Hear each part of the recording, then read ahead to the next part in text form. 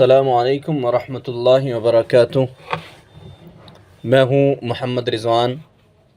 हमारे YouTube channel दीनियात education centre पर हम आप सभी हजरात का खैर मक़दम करते हैं। दोस्तों, आज हम इस चैनल पर कायदा तजवीद की रियायत के साथ शुरू करने वाले हैं। जैसा कि हमने पहले भी आपसे कहा था कि हम इस चैनल पर कायदा मुकम्मल तजवीद के साथ शुरू करेंगे, और कुछ दोस्त हैं, हमारे अहबाब हैं, वो भी हमसे बार बार रिक्वेस्ट कर रहे थे कि आप इस चैनल पर कायदे को पढ़ाना शुरू कीजिए। तो हम यहाँ से अपने सफ़र को शुरू कर रहे हैं। कायदा, फिर उसके बाद पारा, मुकम्मल कुरान करीम इंशाअल्लाह हम इस चैनल पर मुकम्मल कराएंगे। कायदे को शुरू करने से पहले चंद एक बातें हैं जिनको जो है बताना ज़रूरी है। एक तो ये है कि जो भी सबक आपको कायदे के अंदर पढ़ाया जाए, उस कायदे के सबक को आपको बहुत ही अच्छे तरीके से कुछ अपना वक्त निकाल कर सबक को ज़रूर याद करना है, और जो तरीक़ा आपको याद करने का बताया गया है उस तरीक़े के मुताबिक ही आपको याद करना है।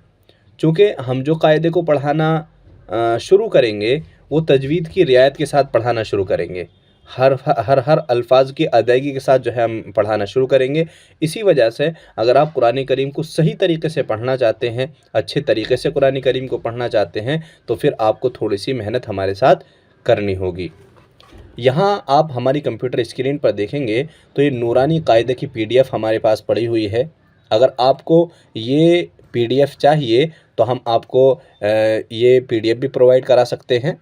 आप हमें जो है मैसेज कर सकते हैं, और नहीं तो आप क्या करेंगे, आप दुकान पर जाएंगे, और दुकान पर जाने के बाद जो है आप वहाँ जाकर बोलेंगे कि हमें नूरानी कायदा चाहिए। आप बोलेंगे हमें नूरानी कायदा चाहिए, तो आपको जो है ये कायदा मिल जाएगा। या इस कायदे को हरदोई वाला कायदा भी बोलते हैं, या तो नूरानी कायदा वाला बोल दीजिए या फिर हरदोई वाला कायदा बोल दीजिए। तो चलिए दोस्तों, आज की क्लास हम बिला ताख़ीर के शुरू करते हैं। यहाँ से मैंने कायदे को ओपन कर लिया है। हम इसके पेज नंबर 10 पर जा रहे हैं। यहाँ हमने पेज नंबर 10 ओपन कर लिया है। कुरान करीम को शुरू करने से पहले औज़ु बिल्लाह और बिस्मिल्लाह पढ़ना ज़रूर चाहिए। इसकी भी हम प्रैक्टिस कर लेते हैं। तो चलिए आप हमारे साथ पढ़ना शुरू कीजिए। औज़ु बिल्लाहि मिनश शैतानिर रजीम,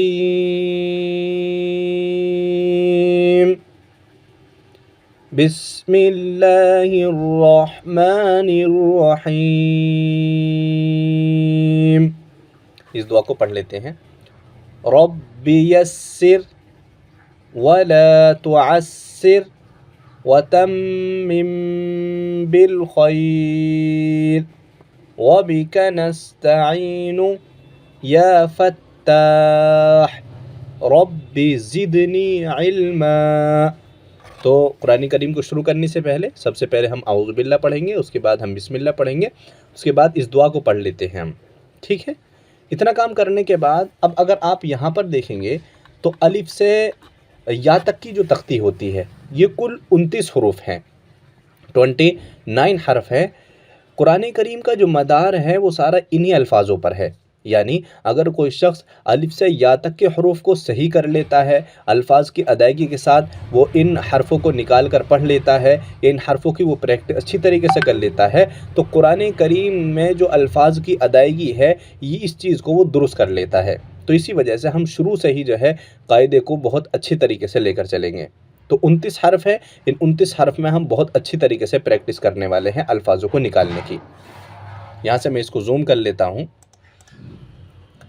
ये देखेंगे ये है अलिफ। अलिफ कैसे निकलता है? अलिफ में सबसे पहले आपको मुंह को खोलना है, और मुंह खोलने के बाद एकदम आपको मुंह को बंद कर लेना है। अलिफ अलिफ अलिफ, मुंह खोलेंगे और फ़ौरन जो है आप बंद कर लेंगे। आप ऐसे नहीं करेंगे अलिफ। बहुत सारे लोग बोलते हैं कि खींच कर पढ़ते अलिफ, गलत हो जाता वो। सिर्फ आपको कैसे पढ़ना, मुंह को खोलना है, एकदम बंद कर लेना। अलिफ, ये जो आपको दिखाई दे रहा है ये है अलिफ। उसके बाद आप देखेंगे बा, ता और सा, ये 3 अल्फाज हैं। इन 3 लफ्ज़ों की जो शक्ल है वो बिल्कुल एक जैसी हैं। बा, ता, सा, इन 3 अल्फाज की जो शक्लें हैं वो बिल्कुल एक जैसी हैं। सिर्फ इसके अंदर जो फ़र्क हो रहा है वो नुक्तों से फ़र्क हो रहा है। ये जो नीचे लगा हुआ है ये नुक्ता है।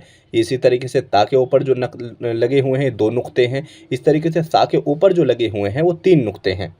तो बाकी जो हम पहचान करते हैं वो पहचान करते हैं कि बा के नीचे होता है 1 नुक्ता। इसी तरीके से ता की जो हम पहचान करते हैं वो पहचान करने के लिए हम देखते हैं कि ता के ऊपर कितने हैं, 2 नुक्ते हैं। और इस तरीके से सा की पहचान ये है कि सा के ऊपर 3 नुक्ते होते हैं। अब हम बा को निकालना देखेंगे। बा के लिए हम दोनों होंठ जो हैं, दोनों होंठों की जो तरी वाला हिस्सा है, दोनों होंठों की जो तरी वाला हिस्सा, एक होता है बाहर का हिस्सा जो खुश्क रहता है, एक होता है तरी वाला हिस्सा कि जो गीला हिस्सा रहता है। इस हिस्से को हम मिलाएंगे और मुंह को खोल देंगे तो बा अदा हो जाएगा। कैसे? देखिए, बा, थोड़ा सा इसको खींच कर पढ़ेंगे, बा, बा। तो ये है हमारा बा। उसके बाद जो है हम आ जाते हैं आगे वाले पर, यह है ता।